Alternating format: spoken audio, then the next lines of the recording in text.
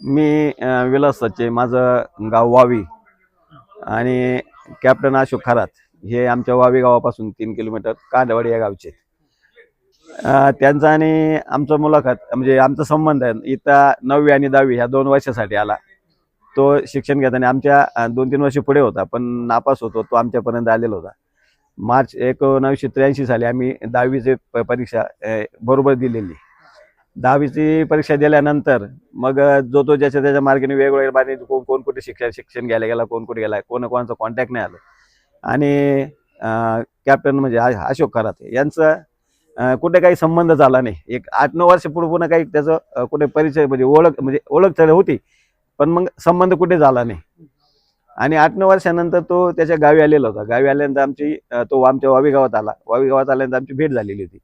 मग त्याला विचारलं, तू कुठे काय करतो? तो म्हणे मी नेव्हीमध्ये जॉब करतोय, फॉरेन कंट्रीमध्ये. मग त्याने आम्हाला सांगितलं फॉरेन कंट्रीमध्ये म्हणजे कुठे फॉरेन, त्याचं नाव काय देशाचं? त्याने हाँगकाँग म्हणायचं.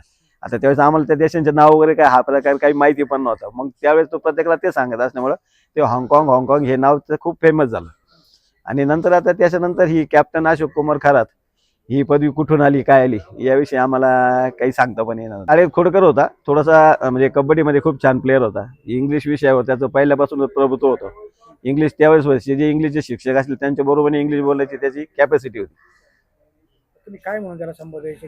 आम्ही त्याला एली खरात, म्हणजे त्याचं रेकॉर्डले नाव लक्ष्मण एकनाथ खरात, म्हणजे आम्ही एली खरात असंच म्हणायचं. म्हणजे आमच्या शालेय जीवनात असलेला खरात आणि शिक्षण घेऊन जॉब करत होता हे सांगता यायचं, पण शिक्षण घेऊन जॉब करत असता तो म्हणतो म्हणून आपण म्हणायचं. जॉब करत असताना आलेल्या कंडिशन मध्ये खूप बदल होता. एकदम 3 पीस स्वतःची कार वगैरे असलेला एकदम अटेन्शन मध्ये आला होता. त्याच म्हणजे असं वाटलं हा माणूस एवढा मोठा झाला, आपल्याला मित्र आहे पण ओळख देतो की नाही, पण त्यांनी नावानिशी ओळख म्हणजे लगेच आवाज दिला आणि मग आम्ही 2-3 मिनिटं. त्याचा आता अंकशास्त्राचा अभ्यास खूप छान होता. आणि माझा मुलगा ज्यावेळेस 10वी पास झाला त्यावेळेस आम्हाला कुठलं काही गायडन्स नव्हतं का आपल्या मुलांना कुठलं शिक्षण दिलं पाहिजे, त्याचं करिअर घडवण्यासाठी याचं काहीच म्हणजे विषय नव्हता. मग आपण ते कोणाचा तरी सल्ला घेऊन हा विषय पुढे म्हणजे मुलाचं करिअर घडवण्यासाठी प्रयत्न करणार. मग आम्ही आपले मित्र आहेत, जवळचे मित्र आहेत म्हणून आम्ही त्यांचा आधार घेतला आणि आम्ही स्वतः माझ्या मुलाला घेऊन नाशिक ऑफिसला गेलो होतो. माझ्या मुलाविषयी त्यांनी जे सांगितलं ते पूर्णपणे खरं झालंय. म्हणजे तुमचा मुलगा टॉपचा इंजिनियर होईल, त्याला इंजिनिअरिंगमध्ये चांगले मार्क मिळतील, टॉपची कंपनी मिळेल, त्याचं वैवाहिक जीवन खूप छान असेल आणि त्याला फॉरेन कंट्रीला जाण्याचे खूपच चान्सेस आहे.